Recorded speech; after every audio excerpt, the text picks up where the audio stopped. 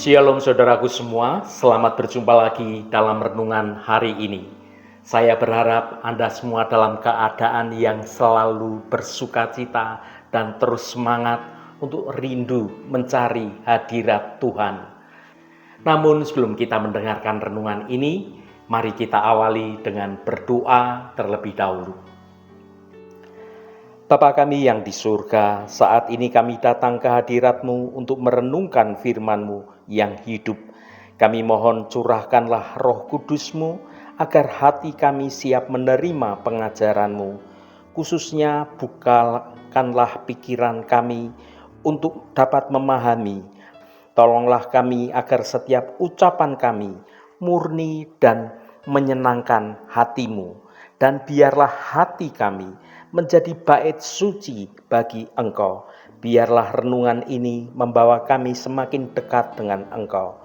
Terima kasih Tuhan.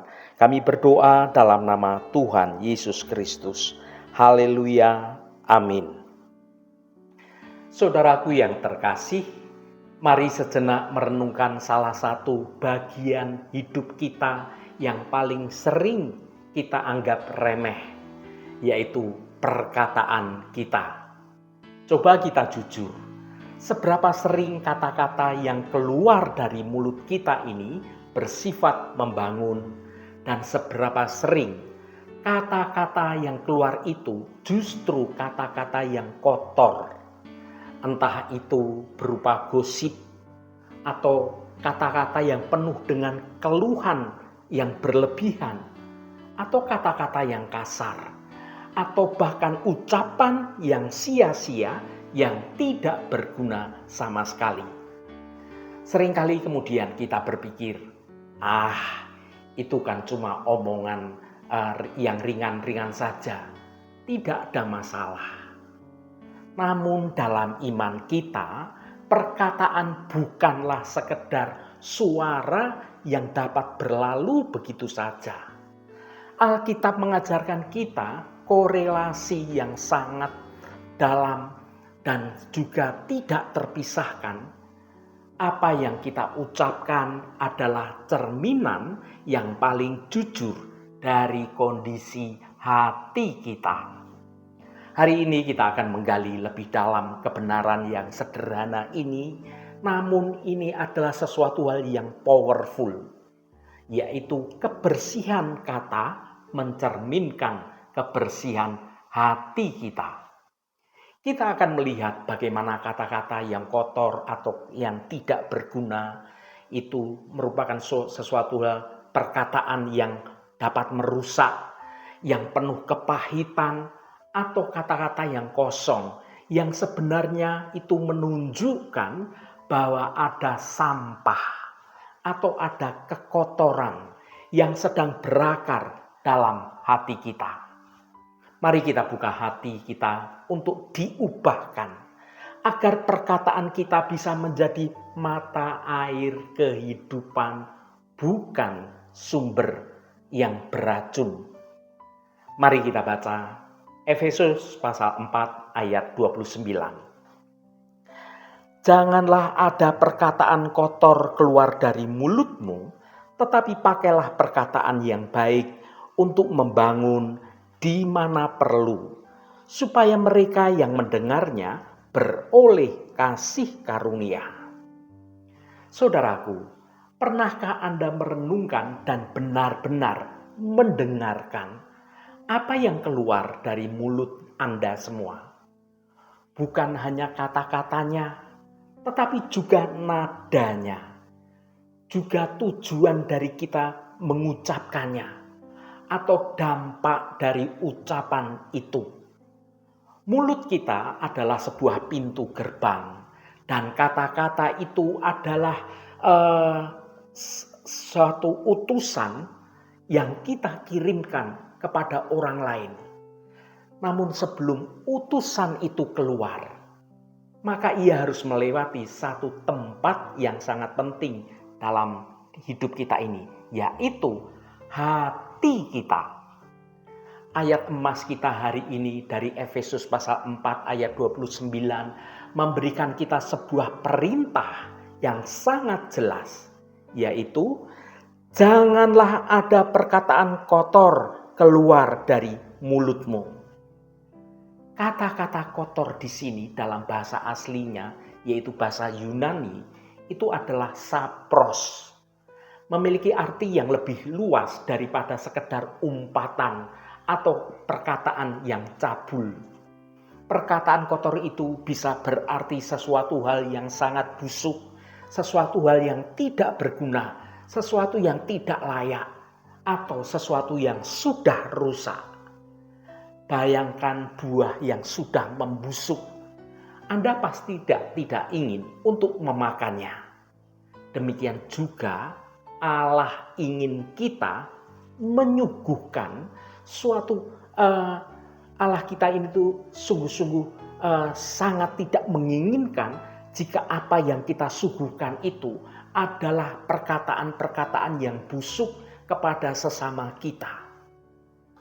Yang pertama, perkataan yang busuk dan yang tidak berguna.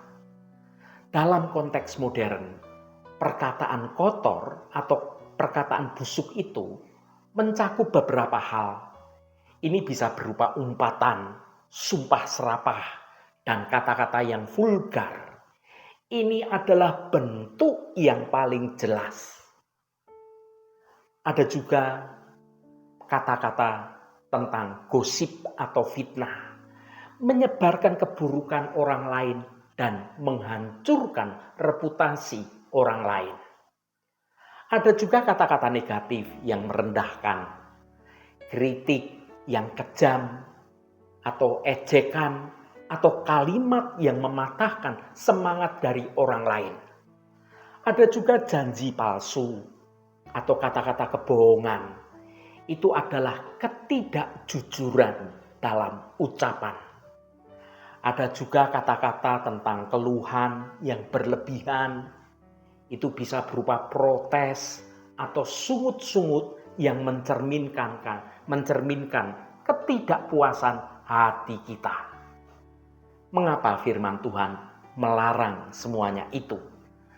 Karena perkataan yang busuk bukan hanya merusak telinga yang mendengar, tetapi yang lebih penting lagi, ia mengungkapkan kondisi hati kita ini.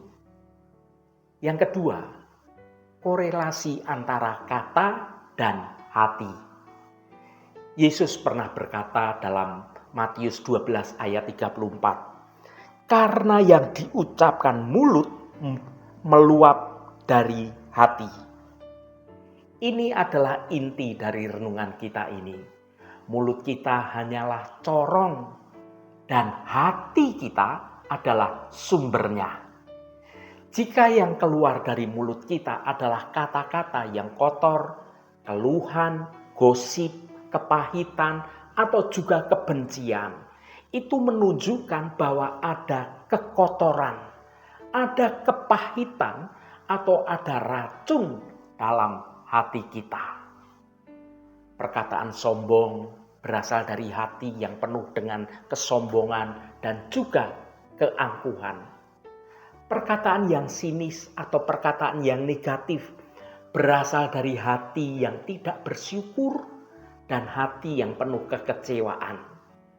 Sementara perkataan gosip berasal dari hati yang iri, hati yang kurang kasih, atau hati yang haus akan pengakuan dan menjatuhkan orang lain. Perkataan yang kasar, perkataan yang penuh amarah, berasal dari hati yang belum sepenuhnya melepaskan pengampunan atau dikuasai oleh amarah. Saudaraku, kebersihan kata tidak akan pernah tercapai tanpa kebersihan hati kita. Kita bisa mencoba menahan lidah kita sekuat tenaga kita. Tetapi jika sumber airnya, yaitu hati kita, masih keruh, maka lama-kelamaan kotoran itu pasti akan meluap dalam perkataan kita. Yang ketiga, perintah Allah, yaitu membangun kasih karunia melalui perkataan kita. Tuhan itu tidak menyuruh kita berhenti berbicara yang buruk, tetapi Tuhan juga memberikan perintah yang positif. Tetapi pakailah perkataan yang baik untuk membangun di mana perlu, supaya mereka yang mendengarnya beroleh kasih karunia. Tujuan dari kata-kata seorang anak Tuhan itu haruslah membangun atau menguatkan. Kata kita itu harus berfungsi seperti batu bata untuk dapat membangun suatu bangunan atau sebuah gedung, membuat orang lain itu lebih kuat saat mendengar perkataan kita, orang lain itu lebih bersemangat saat mendengarkan perkataan kita, dan orang lain itu lebih dekat kepada Tuhan saat mendengarkan apa yang kita ucapkan. Perkataan itu memberi kasih karunia. Kata-kata kita harus membawa berkat, membawa kenyamanan, membawa penghiburan, dan membawa damai sejahtera. Kata-kata kita harus menjadi saluran kasih, karena Allah itu adalah Allah yang penuh kasih, yang bisa kita ungkapkan melalui perkataan kita, dan orang lain yang mendengar perkataan kita merasakan kasih yang dari Tuhan. Ini berarti kita perlu mempraktekkan yang pertama, kata-kata penuh pujian, menghargai dan mengakui kebaikan orang lain. Yang kedua, kata-kata penghiburan, memberi semangat kepada mereka yang saat itu sedang lemah lesu, berbeban berat, membutuhkan solusi dan motivasi dari ucapan kita. Yang ketiga, kata-kata nasihat yang penuh kasih, memberi koreksi dengan lemah lembut dan dengan tujuan untuk kebaikan, bukan memberi koreksi untuk menjatuhkan, apalagi menghakimi. Kemudian yang keempat, kata-kata jujur dan benar. Kita berbicara dalam kebenaran standar kasih Tuhan, supaya dunia dapat melihat bagaimana manisnya perkataan anak-anak Tuhan yang dapat membangun kehidupan, memberi motivasi yang menguatkan bagi orang lain, dan mendorong orang untuk mau datang dalam hadirat Tuhan. Saudaraku yang dikasihi Tuhan, ada beberapa langkah praktis menuju hati dan kata yang bersih. Bagaimana kita bisa memastikan hati kita adalah sumber air bersih, sehingga kata-kata kita itu membawa kasih karunia yang dari Tuhan. Yang pertama, pemeriksaan diri. Ini berbicara tentang refleksi hati. Tanyakan pada diri sendiri, apa yang sering saya keluhkan? Apa yang membuat saya sering marah dalam ucapan? Apa yang sering saya bicarakan tentang orang lain saat mereka tidak ada? Jawabannya akan menunjukkan apa yang menjadi isi hati Anda. Yang kedua, pertobatan dan pembersihan hati. Datanglah kepada Tuhan, akui kepahitan, akui iri hati, akui ketidaksabaran, dan akui adanya kesombongan yang tersembunyi di dalam hati kita. Mintalah Roh Kudus untuk membersihkan hati Anda seperti api yang memurnikan emas. Hati kita ini juga perlu dimurnikan. Hanya Allah yang bisa mengubah hati yang membusuk menjadi hati yang murni. Yang ketiga, isi hati Anda dengan firman Tuhan. Renungkan setiap kebenaran firman Tuhan tentang janji-janji Tuhan, tentang kasih Tuhan, dan tentang perintah-perintah Tuhan. Semakin banyak Kristus dan juga firman-Nya ada di dalam hati kita, maka semakin besar kemungkinan kata-kata yang keluar dari mulut kita adalah kata-kata yang memuliakan nama Tuhan dan membangun kehidupan orang lain. Saudaraku yang diberkati Tuhan, mari kita jadikan hari ini sebagai titik awal untuk menjaga pintu gerbang mulut kita. Mari kita ingat bahwa setiap kata yang kita ucapkan adalah cerminan dari hati yang kita miliki. Biarlah kita bukan lagi menjadi penyebar kata-kata yang busuk, yang merusak, tetapi menjadi saluran kasih karunia yang membangun kehidupan. Jika Anda kesulitan mengendalikan lidah Anda, mulailah saat ini berlutut di hadapan Tuhan. Biarkan Allah membersihkan sumbernya, yaitu hati Anda. Maka sungai perkataan Anda pasti akan mengalirkan air kehidupan yang membawa berkat dan juga sukacita bagi setiap orang yang mendengarnya. Tantangan hari ini adalah sebelum berbicara, tarik nafas dahulu dan tanyakan pada diri sendiri, apakah kata-kata kita ini membangun atau merusak? Apakah kata-kata kita ini membawa kasih karunia Tuhan? Haleluya, Tuhan memberkati kita semua. Mari kita tutup renungan ini dengan berdoa. Bapa di surga, kami bersyukur atas firman-Mu dalam renungan hari ini.